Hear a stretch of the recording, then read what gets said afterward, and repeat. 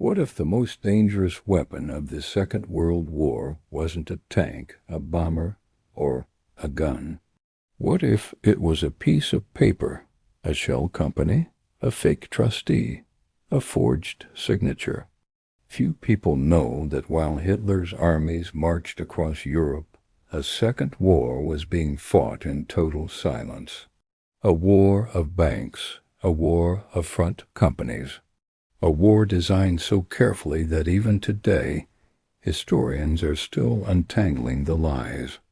This is the story of how the Nazi regime built an invisible economic empire hidden inside the neutral countries that were supposed to stay out of the fight entirely. And by the end of this story, you'll understand something uncomfortable. Some of the men who built that hidden empire never faced a courtroom. Some of them went on to run the very institutions meant to protect the world from it happening again. Picture Europe, 1939. Borders are closing. Currencies are freezing. And in Berlin, inside the marble halls of the Reichsbank, a very different kind of soldier is being mobilized, the accountant. Because Adolf Hitler's war machine doesn't just need soldiers, it needs foreign currency. Swiss francs, dollars, pounds sterling. Without hard currency, there's no way to buy the raw materials, the machine tools, the aviation fuel that keeps tanks rolling and factories humming around the clock. Germany, in fact, has a currency problem long before the first shot of the war is fired. Since the early 1930s, the Reichsbank has restricted the flow of money out of the country, terrified of the kind of capital flight that helped collapse the Weimar economy a decade earlier. But now the regime needs the opposite, a way to move money in quietly from markets that would object loudly if they knew whose pocket it was really coming from. There's a problem, though.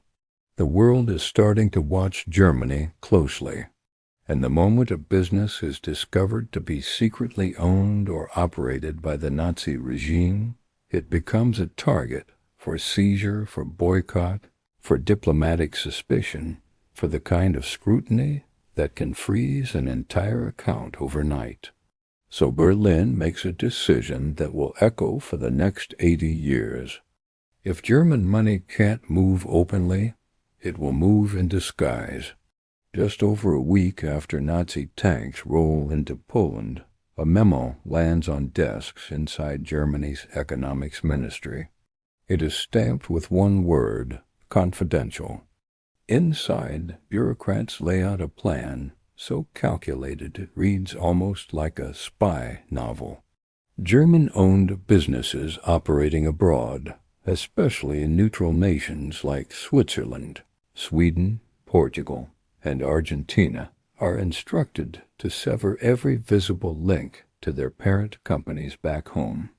On paper, these companies would appear completely independent, owned by trustworthy local citizens, run by respectable foreign board members, squeaky clean, audit-ready, boring. But behind that paper wall, nothing would actually change. Berlin would still pull every string, still collect every profit, still direct every strategic decision from a continent away. The memo even anticipates the obvious question: what happens if someone investigates? What happens when a foreign government or a suspicious journalist or an allied intelligence officer starts asking who really owns this business? The answer is chilling in its simplicity. Use foreign trustees. Let them take the oath. Let them answer questions under law, because they genuinely believe or can convincingly claim that they are the true owners. Plausible deniability built directly into the corporate paperwork. It is deception engineered with legal precision. A camouflage so well constructed that it could survive a courtroom, survive an audit, survive a war crimes tribunal years later. And there's something else buried in that memo, something that reveals exactly what kind of regime designed this system. Every employee hired into these secret front companies must be vetted, politically, racially, no exceptions. The document is explicit. People the regime classifies as Jewish are to be excluded entirely from these operations. Even in the shadows, even inside a lie constructed purely to fool the outside world, the regime's ideology comes first. It costs them efficiency. It costs them talent. They do it anyway. This wasn't a rogue idea cooked up by a mid-level clerk. This was policy, drafted, reviewed, approved, distributed, and enforced across an entire network of front companies stretching from Zurich to Buenos Aires. Now, travel with me to a small Alpine town 16 kilometers from the Austrian border. Today, this town is famous for something else entirely, for skiers, world leaders, and business tycoons descending each winter for a glittering economic summit that dominates headlines for 1 week every January. But rewind the clock, and this same town tells a very different story. For decades before the war, it had been a refuge for the sick. Patients suffering from tuberculosis traveled here for the clean mountain air, seeking a cure in its sanatoriums in the kind of quiet mountain retreat that literature would later immortalize as a haven for the fragile and the dying. But somewhere along the way, this haven was quietly hijacked. German doctors began arriving in large numbers through the 1930s. German-owned clinics multiplied, and slowly, almost invisibly, this peaceful health resort became something else entirely, a forward outpost of the Third Reich, sitting inside supposedly neutral Swiss territory. Here's the twist nobody expects. The Nazis didn't need to invade this town. They didn't send a single soldier to conquer it. They simply bought it, piece by piece, sanatorium by sanatorium, using the sick and the dying as cover for what was underneath a financial and political takeover. Now imagine being a Swiss local, watching this happen in your own hometown, watching German patients greet each other not with a wave, but with a stiff-armed salute in the middle of a public street, watching your quiet mountain paths fill with wounded German soldiers and airmen recovering from a war your country claims no part in. That was the reality. Over 1,000 German soldiers and airmen are believed to have moved through this town during the conflict, recovering from wounds, regrouping, and in some documented cases, holding meetings that had very little to do with medicine. Behind the scenes, an even darker machine was running. A medical charity originally founded to help suffering tuberculosis patients was quietly seized by regime sympathizers, loyal supporters of the Nazi cause. No matter how sick, received the best care and the fastest transport to safety when their condition worsened. Opponents of the regime, suffering from the exact same disease, left waiting, left under-resourced, in some accounts left to die without the treatment that was readily available just down the corridor. The very organization meant to heal the sick had become, in effect, a tool for rewarding political loyalty and quietly punishing dissent, even in matters of life and death. But here's the part that should genuinely unsettle you.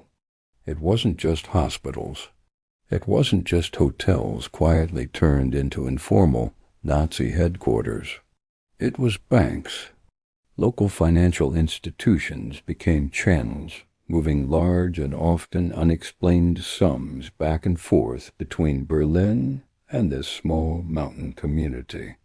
Money arrived by train, under guard, escorted by police, wrapped in the paperwork of ordinary commerce but believed by wartime intelligence officers to be looted wealth, party funds, and disguised personal assets belonging to senior regime officials looking for a safe harbor outside Germany's collapsing borders.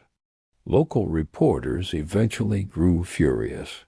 Newspapers ran blistering exposes, naming individuals they believed were secretly serving Berlin's interests from inside Swiss institutions. Public pressure mounted slowly, the way it always does when a small community realizes it has been quietly used. Eventually, but only after the military tide had already turned decisively against Germany, a wave of expulsions began. Regime operatives were pushed out. Suspicious organizations were formally dissolved or restructured under Swiss oversight. But by then, the damage, and more importantly, the disguise, had already done its job for the better part of a decade. Now here's something that might genuinely disturb you. One of the most trusted humanitarian symbols in the entire world, an organization built on the principles of neutrality, compassion, and the protection of human life above politics, became, according to declassified wartime intelligence assessments, a target for infiltration by both sides, and particularly, in several documented cases, by Axis operatives. Imagine the perfect disguise for an intelligence agent: diplomatic-style protections, the ability to cross front lines that soldiers couldn't, legitimate access to prisoners of war, to military hospitals, to devastated cities on both sides of a brutal, collapsing continent. That's exactly what humanitarian relief work offered, and Allied intelligence agencies became convinced, rightly or wrongly in individual cases, that German operatives had exploited that access. Wartime reports allege enemy agents posing as relief workers or displaced refugees, using the organization's own transport networks and diplomatic pouches to move sensitive information, and in at least a few documented cases, to smuggle valuables across borders that were otherwise sealed shut to ordinary travelers. One case became infamous. A wartime relief staff member was accused of espionage and arrested in North Africa after allegedly being caught gathering military intelligence for German handlers. His network reportedly stretched into neutral Switzerland, where his contacts allegedly included people connected to the German embassy. He was ultimately executed by firing squad. Another case, unfolding halfway across the world in wartime Istanbul, involved a relief worker accused of smuggling hundreds of gold coins hidden inside a private strongbox at a foreign bank. He resigned quietly the moment he was caught, and, remarkably, one of the country's most senior intelligence officials personally requested he be treated with what the surviving documents literally describe as benevolent understanding. Sit with that phrase for a second. Benevolent understanding. For a man accused of smuggling gold through a humanitarian relief network in the middle of a world war. When decades-old accusations resurfaced publicly in the 1990s, the organization launched its own internal investigation and pushed back against several of the specific claims, arguing that some of the wartime intelligence used against it had been flawed, incomplete, or exaggerated by agencies with their own institutional incentives to find infiltration everywhere they looked. The honest answer, the one historians tend to land on, sits somewhere between total innocence and full-blown systemic infiltration, a genuine gray zone where authentic humanitarian sacrifice, wartime chaos, bureaucratic overreach, and real covert exploitation all existed side by side, sometimes inside the very same office. Now for the darkest chapter in this entire story. Imagine a company so large, so respected, so deeply woven into a nation's economy that its executives are treated like royalty. Their factories fuel wars. Their laboratories produce miracle drugs and industrial breakthroughs. Their name is trusted across the globe as a symbol of German scientific excellence. Now imagine that same company's chemists hold the patent for the poison used to murder over 1 million human beings in gas chambers. This is not fiction. This chemical conglomerate, a massive industrial cartel formed from the merger of Germany's largest dye and chemical firms, became one of the most disturbing symbols of corporate complicity and genocide the modern world has ever documented. Beyond the poison used in extermination camps, the company's factories produced the synthetic fuel and synthetic rubber that kept the German war machine moving, much of it manufactured using forced and slave labor at a massive industrial complex built adjacent to one of history's most notorious death camps, where prisoners were worked without mercy, often until they collapsed from exhaustion and were sent to their deaths.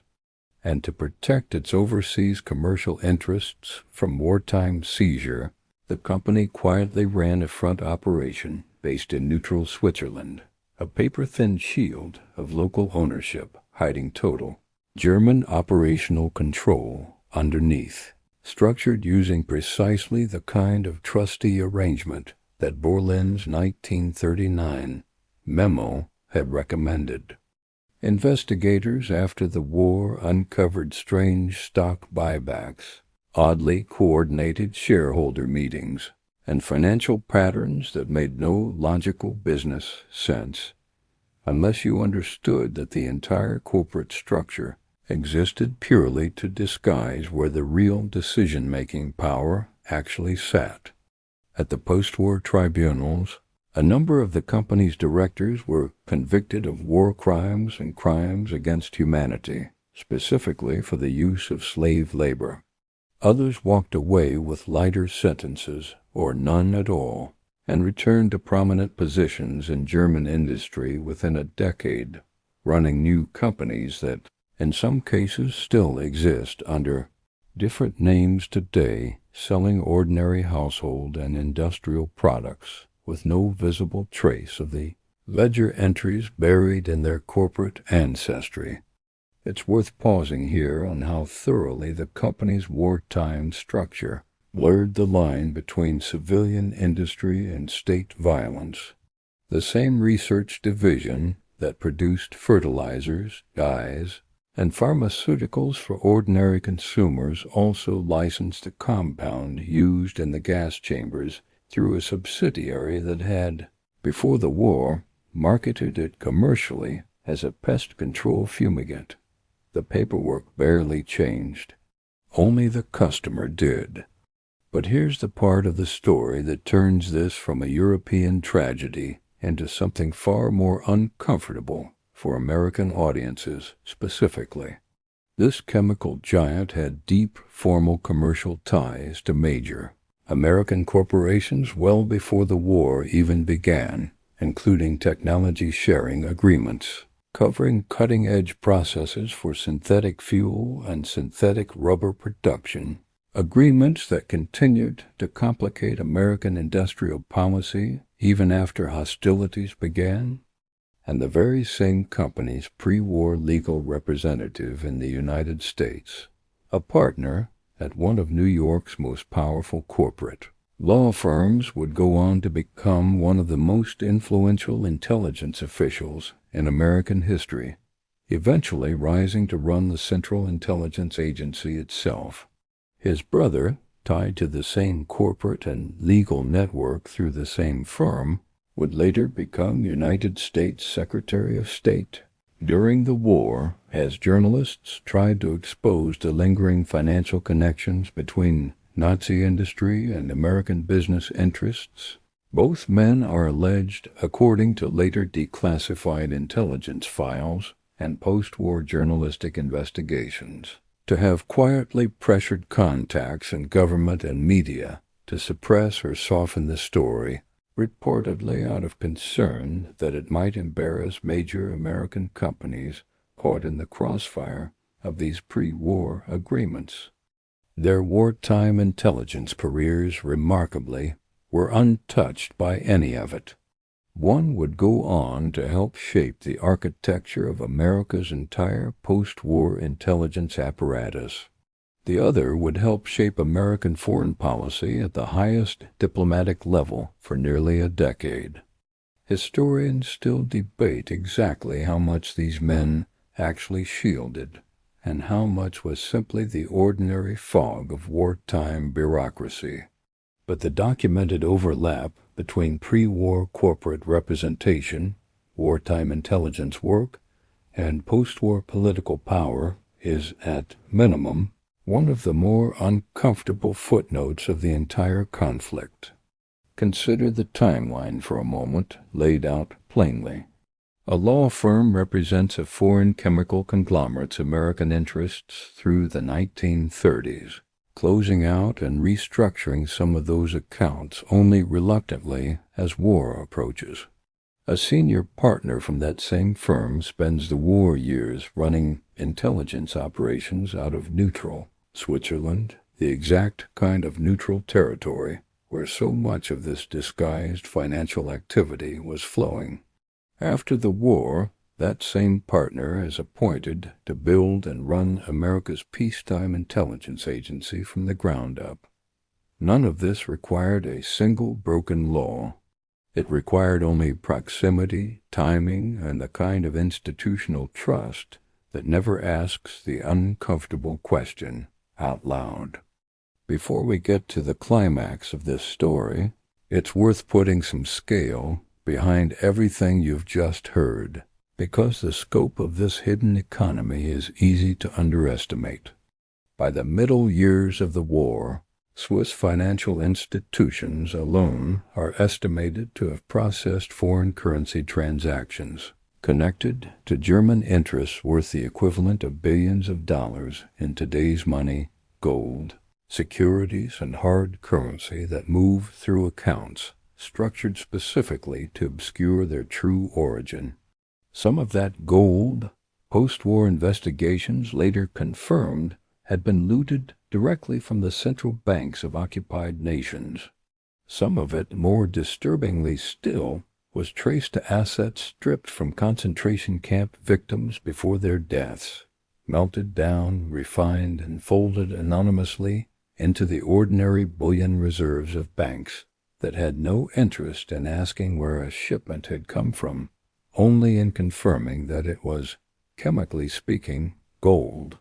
Front companies structured under the 1939 Memo's blueprint, eventually numbered in the hundreds, spread across more than a dozen neutral and non-belligerent countries, not just Switzerland, but Sweden, Portugal, Spain, Turkey, and across the Atlantic in Argentina and Brazil, where post-war governments would spend decades untangling exactly which local businesses had quietly been extensions of Berlin all along. And after the war, the reckoning was by any honest measure incomplete. Allied negotiators reached settlements with neutral governments, Switzerland among them, that recovered only a small fraction of the assets believed to have passed through their banking systems during the conflict. Full accountings, where they happened at all, sometimes took 50 years and more of pressure from historians, journalists, and survivor advocacy groups before archives were fully opened. Step back now and look at the whole shape of it. A government memo instructing companies to disguise their ownership. A mountain town quietly annexed through hospital beds and bank transfers instead of soldiers. A humanitarian symbol allegedly exploited for its neutrality.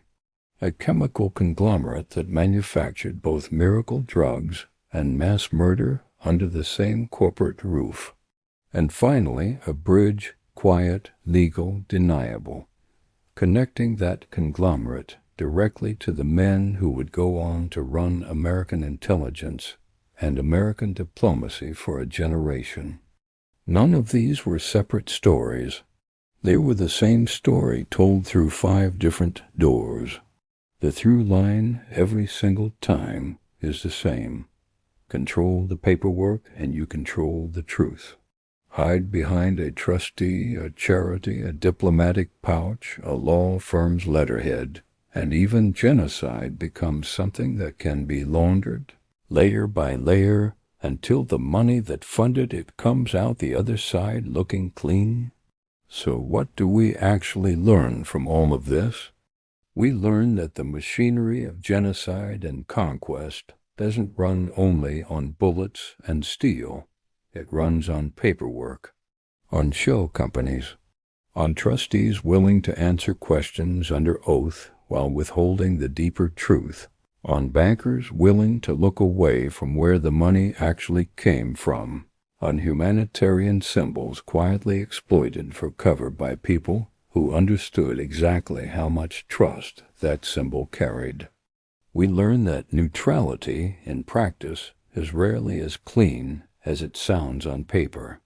Countries that stayed formally outside the war still became essential partners in laundering its profits, sometimes through willful blindness, sometimes through outright complicity, and sometimes simply because the currency, the convenience, or the commercial relationship was too valuable to walk away from. And we learn, perhaps most uncomfortably of all, that many of the people who built these hidden financial networks, the bankers, the lawyers, the executives, did not walk away from the war with prison sentences. Some walked away with promotions.